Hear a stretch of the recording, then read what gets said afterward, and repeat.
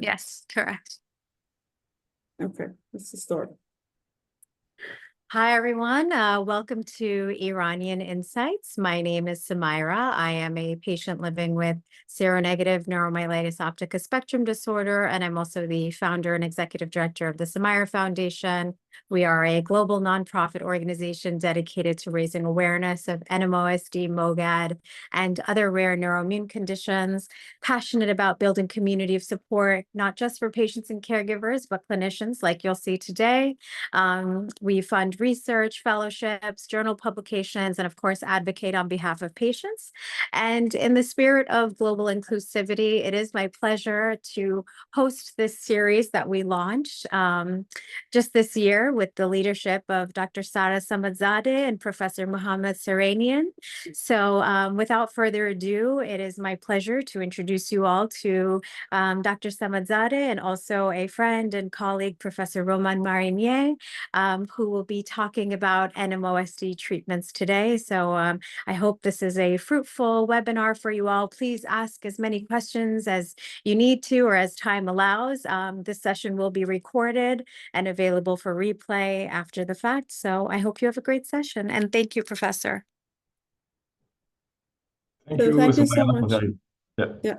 Thank you so much as well, and thank you, Roman. A little bit of introductory for our session. So we started this Iranian Insight like beginning of 2024. We started with a case discussion with Iranian colleague from US, and then as well one collaboration with CHU University from Turkey with Michael Levy, then with Sara Mariotto, and also with my friend and colleague, Professor Patty Waters. And then today it's my honor and also my pleasure to have Romain Marignier here from Lyon University Hospital. And I would like to actually have a little bit of introductory on my dear friend and colleague Romain. Romain is a neurologist and also professor in University Hospital of Lyon. His interest is much in neuroinflammatory disorder of central nervous system with a specific interest of rare disorder, as you know, NMOSD and MOGAD. And he is a coordinator of the French National NMO and MOGAD cohorts and biobanks. And also he actually has, it's really relevant to our topic. He got a PhD on basic neuroscience in 2011, and his PhD title was the pathophysiology of autoantibody-mediated disorder of central nervous system with in vitro, ex vivo, and also animal models. And also he was involved with the development of new strategies to optimize detection of autoantibodies, anti-aquaporin-4, anti-MOG, and anti-GFAP for diagnosis and prognosis purposes in this field. So thank you so much, and it's my honor to have you here. Welcome, and the platform is yours. Thank you very much, Sara, for the very kind and nice introduction. I'm very happy to be here. So the purpose of my talk today would be to discuss about NMOSD treatment. So I will share my screen to be sure that it's okay. Oops. Is it okay? Is it full screen for you? Now, yes. Yeah. Yeah? Yeah. Perfect. Thank you. Great. So here my disclosure. I am in relationship with several pharma company working on the field of NMOSD and MOGAD. So the plan of my presentation today will be starting with a very general presentation of NMOSD, especially demographic features, the diagnosis that I'm quite sure that you all know very well, and a focus on the natural history, that makes sense regarding the management of the NMOSD patients. Then after, I will move to a brief summary of pathophysiology and focus on attack treatment, maintenance therapy, discussing about how to monitor treatment response, and also finalizing on the concept of de-escalation and stopping in NMOSD. So let's start about demographic feature. As you know, NMOSD is a rare inflammatory demyelinating disease. Incidence and prevalence is quite different among several countries. It's quite rare in patients, so-called white population. It's more frequent in Asia. It's even more frequent in patients from Sub-Saharan Africa and Caribbean. The median age of onset is 40 years old, but we all are facing patients with a very early diagnosis. Pediatric onset are possible. And also, by contrast with MS, you can also have a very late onset of NMOSD after 70 or 80 years old. The sex ratio is really in favor to women, with 9 women for 1 man, especially when it is tested aquaporin 4 positive. So as you know, NMOSD, very different from multiple sclerosis, but also from MOG-associated disorders. It's a very severe condition with a very high risk of disability and fatal outcome without an appropriate diagnosis and treatment. It is predominantly affecting the optic nerve and the spinal cord, as you all know, and it's characterized by the presence of a specific seromotor antibody, an IgG1, against aquaporin 4 in the majority of patients. So as current NMO criteria are now a bit outdated among 10 years ago, as you know, there is 2 different types of NMOSD patients. The more simple diagnosis is performed when the antibody is positive. So in that setting, you will need only 1 core clinical characteristic associated to aquaporin 4 positivity. Among these clinical characteristics, the most frequent are optic neuritis, of course, transverse myelitis, and the area post-rheumatoid syndrome, but also there are more rare presentations, including brainstem, encephalitis, and narcolepsy. You always have to be cautious about what is the nature of the assay that has been performed for aquaporin 4 IgG. As you know, there are differences among the quality and accuracy of assays. The gold standard is a live cell-based assay, and ELISA, for example, are very non-specific. And last but not the least, for the diagnosis of NMOSD, you have to exclude alternative diagnosis. For patients without autoantibody or with an unknown status, if you do not have access to aquaporin 4 IgG assay, you will need a different algorithm. You need 2 core clinical characteristics, including at least 1 episode of optic neuritis, ALTM, or area post-rheumatoid syndrome, and you need a dissemination in space. You also need a correlation in between the clinical presentation and the MRI findings. As you can see here, the main feature at MRI associated to the clinical symptoms. And also, even more in this setting, you will need to exclude alternative diagnosis.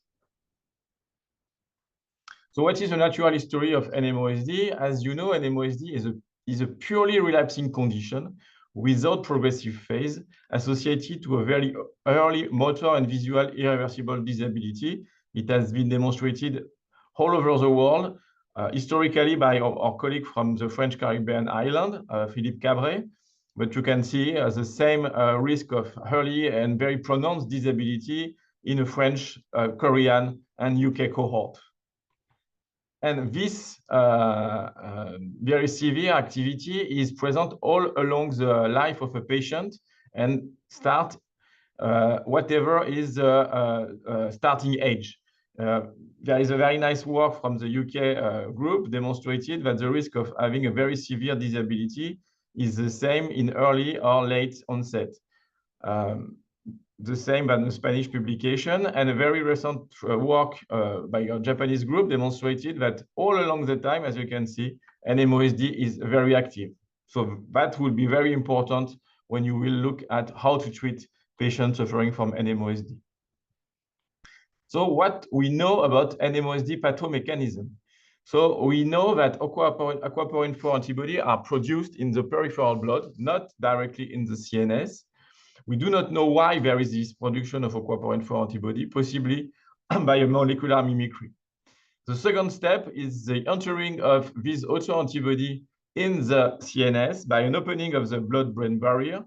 Again, we do not know exactly what are the mechanisms that led to the entrance of those autoantibody in the CNS. But during an attack, we can find in the CSF some aquaporin 4 IgG and also some plasma cells. Once the autoantibody is entering the CNS, it will bind to its target, which is aquaporin 4, as you can see here. And this binding is very simple for aquaporin 4 antibody because the aquaporin 4 protein is expressed at the end feet of astrocyte as a very a close vicinity to endothelial cell, directly in contact with the blood. Then after, this contact, this binding in between the autoantibody and its target induces complement deposition, complement activation, immune cell recruitment, including lymphocytes, monocytes, eosinophiles. That all of that, complement activation, immune cell activation, will lead to a loss, destruction of astrocytes, as it has been demonstrated by pathological evaluation, but also when you look at the level of GFAP, a marker of astrocyte destruction that is elevated in the CSF and the blood of patients suffering from NMOSD. And last but not the least, this astrocyte dysfunction will be associated in the last step to demyelination and axonal loss. So that being said, how should we treat patients? Regarding the acute treatment, if we consider that NMOSD is associated to an early and very severe attack-related disability, that aquaporin 4 are directly involved in the pathophysiology of the condition, and if we also consider that there is a possible reversible dysfunction that may precede the tissue destruction, those are evidences that NMOSD attack should be treated as an emergency and starting very early as possible, high dose of IV methylprednisolone, 1 gram up to 3 grams per day, at least for 5 days. If it's not efficient, you have to escalate very quickly to apheresis, including either plasma exchanges or immunoadsorption. There are some very nice work demonstrated that plasmapheresis will be efficient only if they are introduced very soon. You can see that after 21 days, there is no effect at all, no effect anymore of plasmapheresis. And there are also some evidences to a need for escalation in the setting of acute attack of NMOSD that has been nicely demonstrated by the group of NEMOS in Germany. You can see on the right side of the slide that escalation increased the number of patients with a partial recovery. Not so much, unfortunately, the percentage of patients with a full recovery. So there was a question that I received from your group about what about patients that are refractory to apheresis, and there is some recent case report suggesting that an escalation to anti-complement at the acute phase might be of interest in patients that are refractory to IV AMP and to plasma exchanges, but this has to be demonstrated in a larger scale. So what about now maintenance therapy? Again, if we consider that disability is purely mediated by early and severe attack, if we consider also that the risk of relapse is very elevated, more than 60% of relapse after 1 year, and if we consider that now we can diagnose a patient only after 1 episode, maintenance therapy must be started immediately after the first episode. Regarding pathophysiology, if we consider that aquaporin 4 are directly involved in the pathomechanism, there are also accumulating evidences for the role of efficacy of targeting B cells, and also that MS drugs or classical MS drugs are not efficient, even deleterious in NMOSD. Current maintenance therapy are based on immunosuppressive therapy or rituximab. There was also a question about how to monitor treatment response. Classically, we consider that there is no clear clinical MRI activity in between attack, and the titer of aquaporin 4 antibody is not so useful to monitor disease activity. So mainly, we consider that we should evaluate the response or efficacy of treatment only based on clinical activity, and the paradigm is 1 attack under a well-conducted treatment should be considered as a treatment feature. So it's quite obvious if we look at MRI, there is no association in between patients that are active or non-active if they are associated to asymptomatic brain lesion in between clinical activity. So this asymptomatic lesion in NMOSD are rare and not correlated with treatment effect. It should be not used for monitoring treatment response. What about biomarkers? It's a bit different and maybe more promising. As you know, we are more and more using 2 biomarkers or neuronal biomarkers in the field of demyelinating disorder, especially in MS, but it might be also of interest in NMOSD, especially GFAP. GFAP, as I already said, is the main protein of astrocyte and is released during attack of NMOSD because it's the reflect of the destruction of astrocyte. And it has been demonstrated that a high level of GFAP at onset is associated to a higher risk of relapse. And more interestingly, there is an increase of GFAP in the blood just before a clinical relapse that suggests that it's a good marker of disease activity. So clearly, GFAP in the near future might be helpful to monitor at both disease activity and treatment response. For neurofilament, it's a bit more unclear. So what about the different treatment? I will more focus today on the most recent one, starting with rituximab, that has been demonstrated in very many publications, including a nice meta-analysis and a phase 3 trial that rituximab is useful in preventing relapse in an NMOSD patient. So mainly, if you look at the RIN study that has been performed from a Japanese group, you can see that it was a phase 3 trial comparing rituximab to placebo, and you can see that it's very clear that there was no patient experiencing any relapse under rituximab and natural history of a relapse under placebo.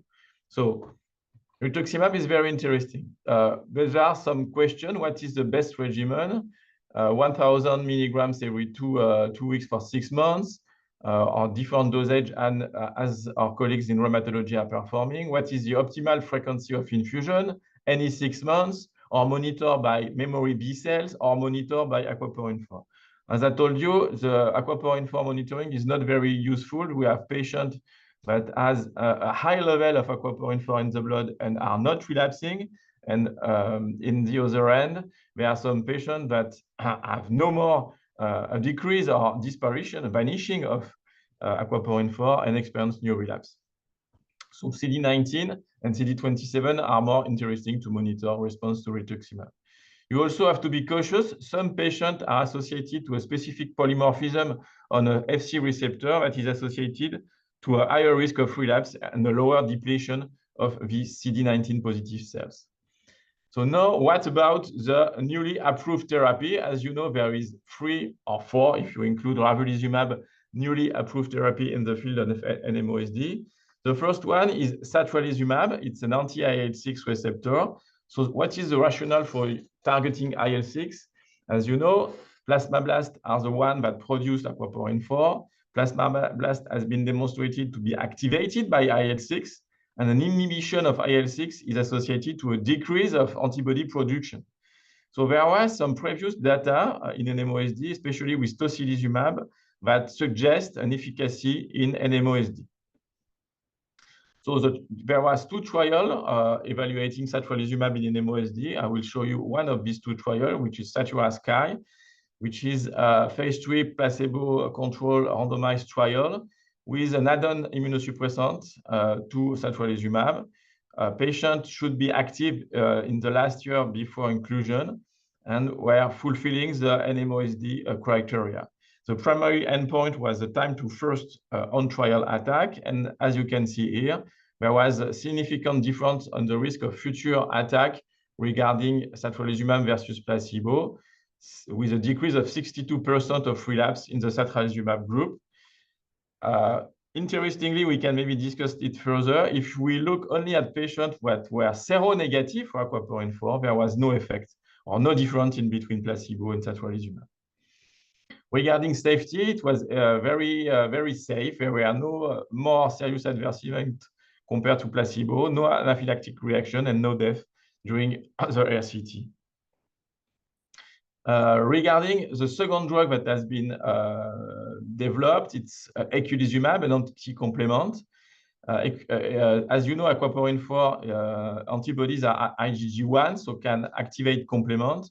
It has been demonstrated in the tissue of patients with NMOSD that they are complement deposition and in vitro activation, in vitro demonstration that blockade of complement prevent associated death.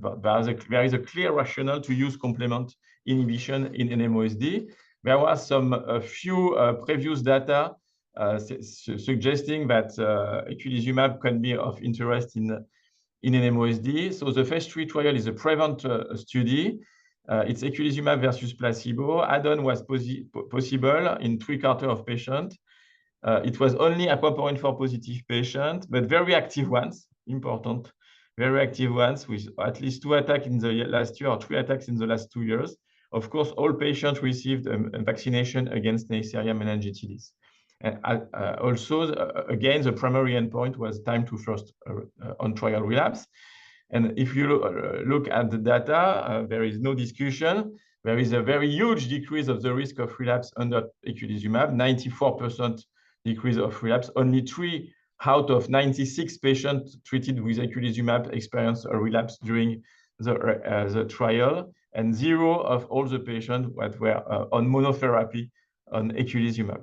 Safety was not perfect. Unfortunately, 1 patient passed away during the RCT. There was also an increase of infection versus placebo, but no case of meningitis during the trial.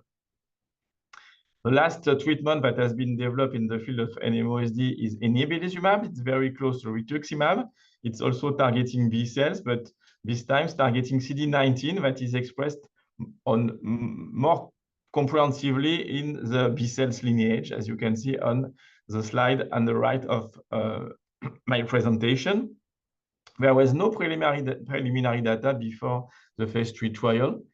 So it is the NM-momentum study that evaluated inebilizumab versus placebo without add-on treatment, inclusion criteria with patients fulfilling NMOSD. And there was a need for 1 attack in the last year or 2 attacks in the last 2 years. The primary endpoint, again, was time to first adjudicated relapse, which was of interest. Again, a very clear effect on preventing relapse in comparison to placebo, with a 92% decreased risk of relapse in patients treated by inebilizumab. Tolerability was quite good, with a low rate of infusion-related reaction, but unfortunately, there was 2 deaths, not during the RCP, but during the open-label extension period, and very frequent also hypogammaglobulinemia. So if we summarize, all these 3 new drugs are very powerful and efficient in preventing relapse in the field of NMOSD. Safety issues were present for eculizumab and inebilizumab. So what are the pros of satralizumab? It's very interesting because very rational for using that. The phase 3 trial were successful. It's subcutaneous injection that do not need admission to hospital, but this drug is very expensive. There is a slight delay of action, and it's there is no efficacy in seronegative NMOSD. For eculizumab, it's probably the most efficient drug, but as you know, it's quite demanding for the patient, needing hospitalization every 2 weeks. You need also to prevent the risk of infection, and it's very, very expensive. For inebilizumab, it's also very successful, but it's not so different with rituximab. There is also a risk of infection, and it's also very expensive. So how to use these new drugs? So there were Delphi consensus that has been performed with 24 experts among the world, evaluated the recommendation for eculizumab, inebilizumab, and satralizumab used in the field of NMOSD. So 25 statements were discussed and agreed. This is the process of evaluation of this statement. I will not enter in details, but just for your information, the conclusion is these 3 new mAbs, monoclonal antibody, can be used either as first-line or rescue therapy, have been demonstrated to be useful in these 2 different situations. Interestingly, in the setting of a patient that has been already treated by off-label treatment, including azathioprine, mycophenolate, if the patient is doing well since a long time, without clinical activity, without side effects, there is no need to switch to these new drugs. Regarding how to use it, monotherapy should clearly be favored. There is a higher risk of side effects, especially infectious side effects in the combination of different drugs without an increase of efficacy. How to switch? Our recommendation is to switch as early as possible. There is no need to a window in between the use of different drugs. How to choose in between these different drugs? It's still complicated. There is no clear algorithm, but you have to take into account the comorbidities that are frequently associated to patients suffering from NMOSD that can help you to decipher in the use of either inebilizumab, eculizumab, or satralizumab. In all those cases, because all these drugs are very powerful in decreasing your immune system, there is a need for prevention by vaccination. In the near future, as I told you, it would be useful probably to monitor treatment response to use a new biomarker, especially GFAP. And we also will need to develop patient-reported outcome to better evaluate the impact of this treatment in the future. So how to optimize this treatment? First question, a bit provocative, can we stop treating patients with NMOSD? The answer is clear and it's no. We should never stop treating patients with NMOSD. There is a nice paper that has been proposed by our colleague from Korea, demonstrating that when you stop treatment, there is a major risk of reactivation of the condition. So it is a small study, only 17 patients. Reason for stopping was mainly due to patients that were not able to pay for their treatment, so they had to stop for it. And you can see here that after a very short period of stopping treatment, especially for azathioprine and mycophenolate mofetil, there is a relapse that happened in the median of 4 months. It's a very different from rituximab because the risk of disease reactivation is late, 4 years, 7 years, but it exists. So even if in rituximab, you cannot stop forever the treatment. Unfortunately, as well, you cannot monitor using aquaporin 4 IgG for stopping treatment, because if you stop when it turned out to be seronegative, there is a possibility to becoming after newly seropositive associated to reactivation. So there are also some historical de-escalation strategies. The first one was about induction and de-escalation, especially with a drug that was useful and used in multiple sclerosis, which is mitoxantrone. It was used mainly used by our colleagues from the French Caribbean island, Philippe Cabret, that demonstrated that it's very efficient to decrease the risk of relapse. But unfortunately, as you can see here, the frequency of patients that are free of relapse is decreasing among time. And after two years, you are already more than half of a patient that demonstrated a new relapse. So this induction with mitoxantrone is not enough, and you have to treat patients then after with a new other drugs after mitoxantrone cessation. The same if you decide to decrease the dose of mycophenolate, you have a lower proportion of patients that are free of relapse. So de-escalation is not so efficient in those two settings.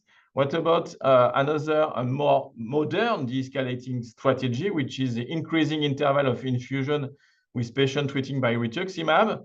It's quite efficient if you monitor by CD19 memory B 27 memory B cells, as demonstrated by the group of Ojin Kim in Korea. But you have to be cautious because there is a very quick dynamic of repopulation of CD27 positive cells. So you have to monitor very carefully your population if you decide to increase the interval of infusion. What about decreasing the dosage of rituximab? It's not really a good idea. You can see here that there is 2 Chinese studies that evaluated 100 milligrams or 500 milligrams, and the percentage of patients that are free of relapse are lower than in patients treated by 1,000 milligrams of rituximab.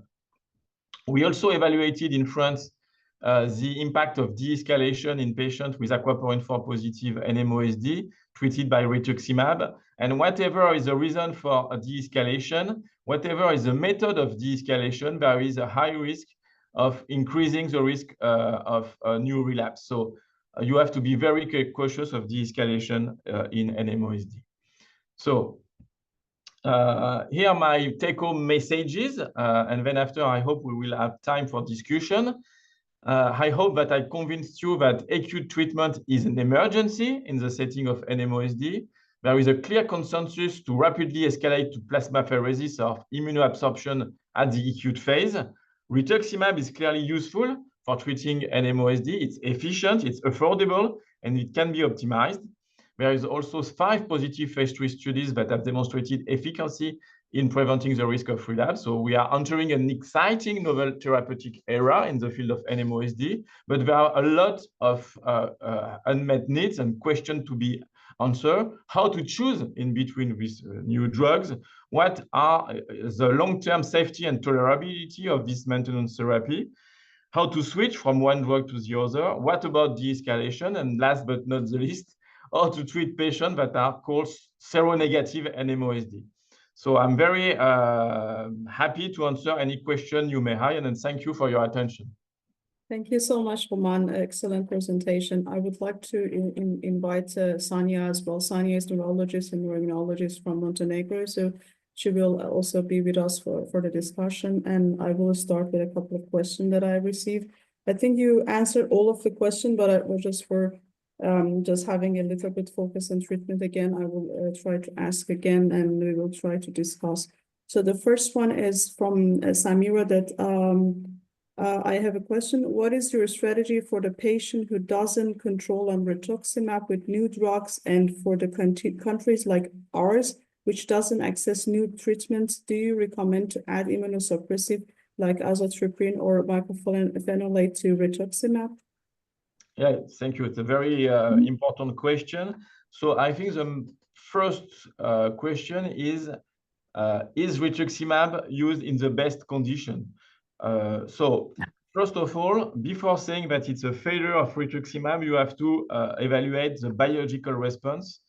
So, and if you look at the B cells, but not only the CD19, CD27, if it's positive, it's not a failure of rituximab, it's only a matter of optimizing the frequency of infusion and the dosage.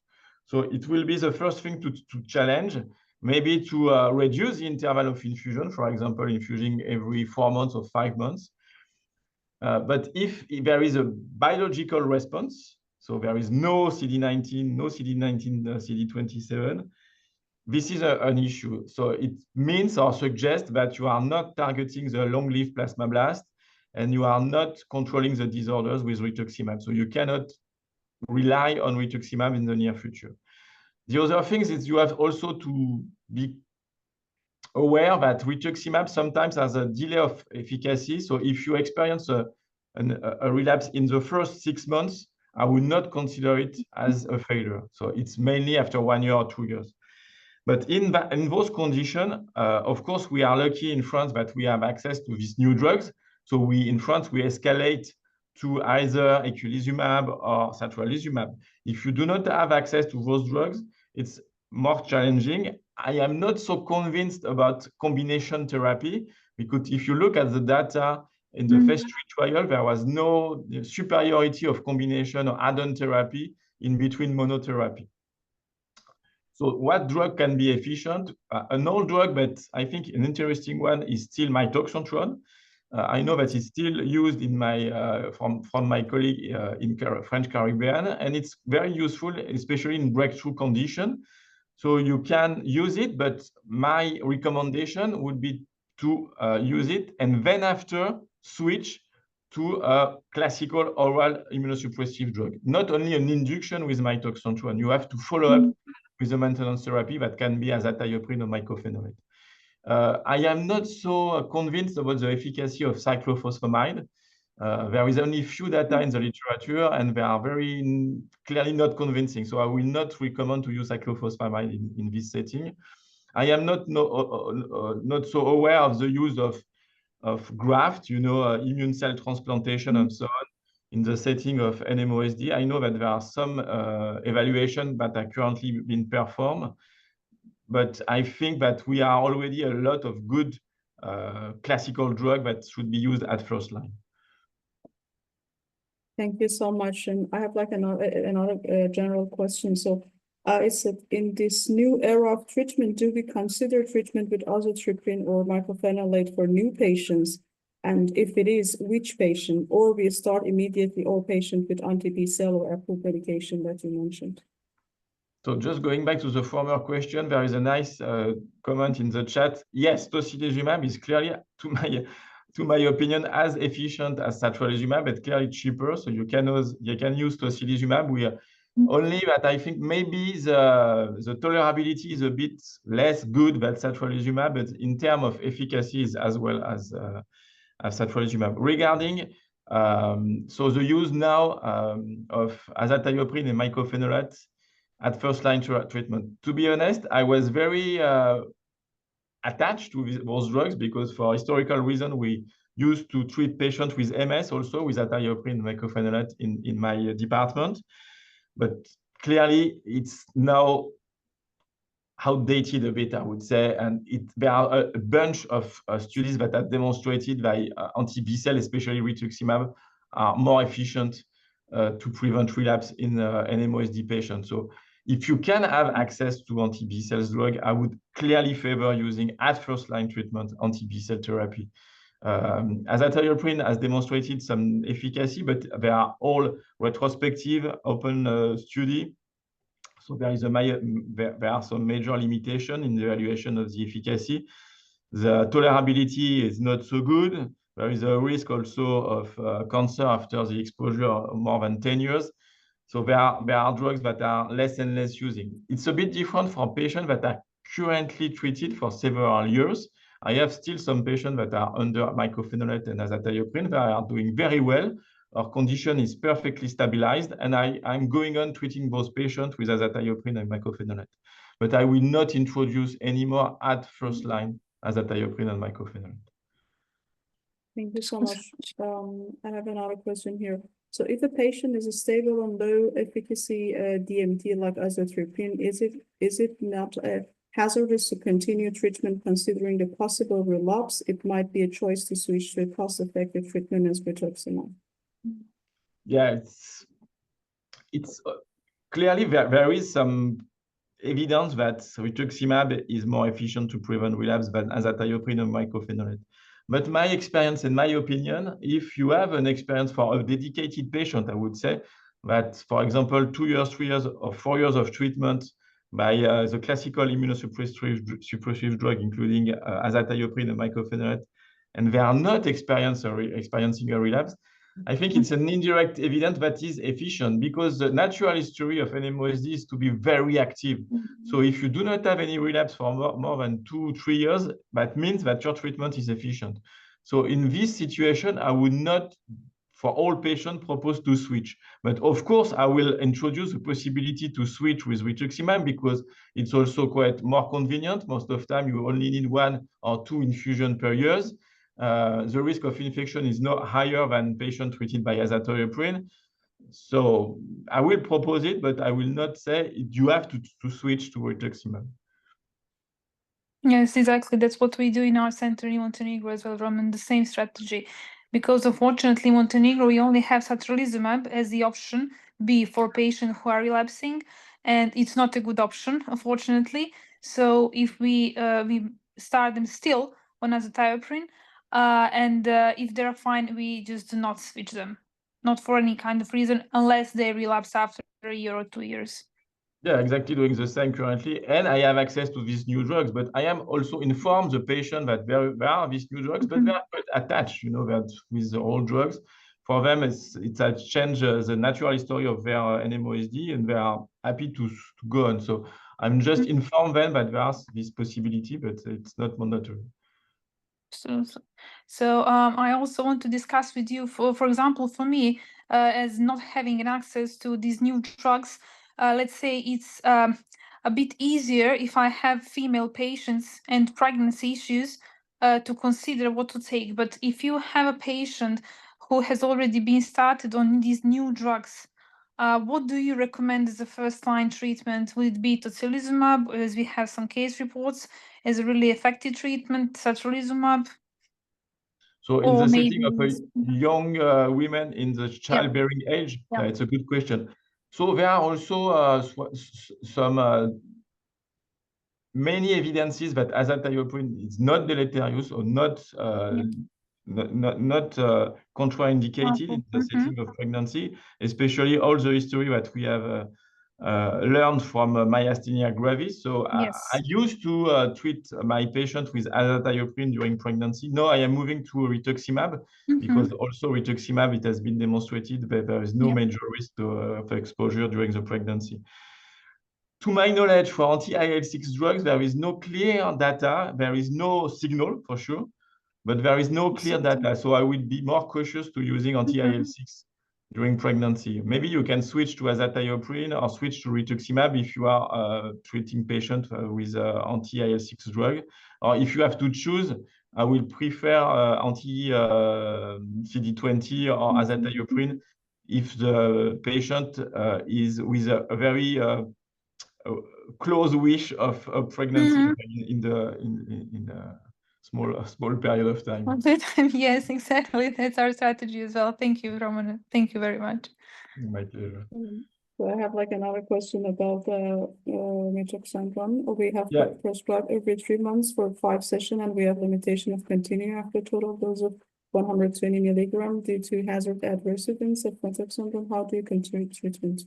Yeah, it's a very good point about, so unfortunately, we cannot use mitoxantrone more than 120 milligrams total dose, because thereafter there is hematological risk and cardiac risk, of course. We can either use this monthly or every 3 months. There are different protocols, but both have been demonstrated to be of interest in preventing relapse in very active NMOSD. But the question that you are asking is very important. And it has been demonstrated that if you do not used add-on therapy then after, there is a risk of reactivation. So when we were using mitoxantrone, I was switching to mycophenolate mofetil 1 month after the last infusion of mitoxantrone. And it was apparently working not so bad with the induction then after and the relay of mycophenolate mofetil. Okay, so I have another question here. In a patient with severe attack of NMOSD, severe myelitis without response to PLEX and IV steroid, do you consider cyclophosphamide as rescue therapy? So yeah, back to cyclophosphamide. I have no such experience. To be honest, we always use cyclophosphamide in bad condition. We always use it because it's refractory to anything. So maybe it's quite biased, but to my experience, in this specific situation of very active patients, it's not so useful.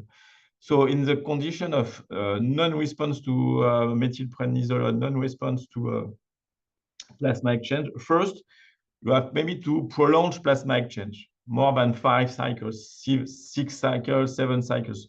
Sometimes there is a delay of efficacy. I also, I will also recommend to use in combination oral steroid plus apheresis, not only apheresis, because it might also be, this combination might be useful. You can escalate to intravenous immunoglobulins. There is no clear data on that. I totally agree. It's probably more efficient in MOGAD patients, but there are some very few data on possible usefulness of IVIG in this setting. As I mentioned very briefly in my presentation, but I know that there is a difficulty of access, but apparently anti-complement one shot might be also something interesting in this very specific situation of non-responsive to apheresis. But for cyclophosphamides, to be honest, there is no clear data. I would not be, I would not do that personally. Okay, thank you so much. I don't have any other question and answer, and also in chat. And Sonia, do you have any question or any topic that we want to discuss with Romain? No, I think we just go through all the major issues, and still there are a lot of questions that needs to be answered. But so far, I think in the last decade there has been a really significant change in treatments of NMOSD patients. I witnessed, unfortunately, those patients who had no access to treatment, whereas azathioprine or rituximab were a failure. So they are either wheelchair bound or with severe vision loss or even a complete visual loss. But now with the treatments and of course, if patient can afford it, the situation is much, much better. I have a question for you. So how do you treat seronegative NMOSD patient? Wow, $1 million question. It's very hard. Actually, we do have one patient who is double seronegative, so it's been really challenging. We started her on rituximab, but unfortunately she relapsed. So we had a severe dilemma what to do with her. So unfortunately, I don't think it's the best option, but the only thing we could do is we just add on azathioprine on rituximab. It's not the best option, but it's the only thing we could do. But it's really challenging field how to treat them, because they are usually responding very poorly to the treatment we give them. So hopefully now we are waiting the results from the studies for these patients, what to give them. And this patient has already lost the vision in one eye and severe loss of vision in the other eye. So it's very, very problematic. Do you have any recommendation from your experience? No, we have been doing the same. Historically, we were using broad immunosuppressive drug like azathioprine or mycophenolate. Now we moved a bit to rituximab because it's efficient also, not only in B-cell condition, but also T-cell like MS. But as you said, first of all, this patient has most of the time associated to a bad outcome, bad recovery. The risk of relapse is difficult because it's very heterogeneous, but it exists. There is a clear risk of relapse. So mainly we are doing the same that you are doing, mostly treating them with rituximab, and when it's not working, we are facing difficult situation. So either escalation sometime to mitoxantrone in very breakthrough condition, or as you say, maybe, but I am clearly definitely not fond of add-on therapy, because I think it not bring something very interesting in the for efficacy, and it's increasing the risk of side effects, especially infection. So I clearly I think I have no patient that is with add-on therapy apart from steroids, of course. Yes, apart from them. Yeah, absolutely agree with you, especially as they get older. This patient is 42, so it's a really, really challenging patient. And we always, when we see her, okay, we always have to do the checkup because we really are scared about the side effects. Yeah, thank you so much. Also, I would like to add, use this a couple of minutes to ask a couple of questions regarding MEDAN group. So I think it would be nice if you can a little bit have like introduction on the MEDAN group and the efforts from the MEDAN, because you're the main coordinator there, and with Charité Berlin and with Oxford. So would you please also introduce the group and the effort of the research and also treatment strategy and so on in NMOSD and that. Thank you, Sara. So yes, so since 15 years now, we have created in France an expert group of those rare conditions, which is called NMOSD. So it was funding by the French Ministry of Health, and then after we also received pharma company funding. So we have built a registry about this rare condition. And in the same time, there was also an effort in the UK with Oxford and Liverpool, an effort in Germany with the NMOSD group. And we decided to try to work hand in hand. So we created the consortium, which is called MEDAN. So first of all, it was EDEN. It was Eugène Devic European Network, but we add an M for MOGAD because we are dealing with NMOSD, but also MOGAD. So the major aim of MEDAN is to gather specialists in Europe for this rare condition to try to work on guidelines. What would be the best algorithm for diagnosis? What is the best algorithm for a better understanding of what are seronegative NMOSD? We are also working on a minimal data set, which is a big effort, to be honest, try to harmonize all the registry in Europe. So we have creating some working groups that are monthly connected by Zoom. And so one about pregnancy, one about minimal data set, one about seronegative NMOSD, and one about trial or guidelines for treatment. And we are also we have a yearly meeting, and in between UK, France, and Germany. And then at this meeting, we try both to discuss about this project, but also to challenge a bit, with controversy and so on. So it's very dynamic. Of course, we are open to collaboration with other parts of the world, Asia, Africa, South America, and America. We are also in connection with the foundation, the Sumaira Foundation, of course, but also the Kathy Jackson Foundation, which is very also keen to support this connection, this interaction in between specialists in these rare disorders. Thank you so much. I think I don't have any further questions. Sonia, do you want to add anything to the? No, it was really, really amazing, as always. As always, yeah. Thank you Yeah. so much, Romain. Très bien, Thank merci. you. And also, I think we will be connection together, and maybe we invite you again if you have time. And thank you It so will be much my for the pleasure. ongoing support. And thank you so much, and see you soon. Thank Thank you. you. Thank you. Thank you. Thank you, Sonia. Bye-bye. Bye. Thank you. Bye.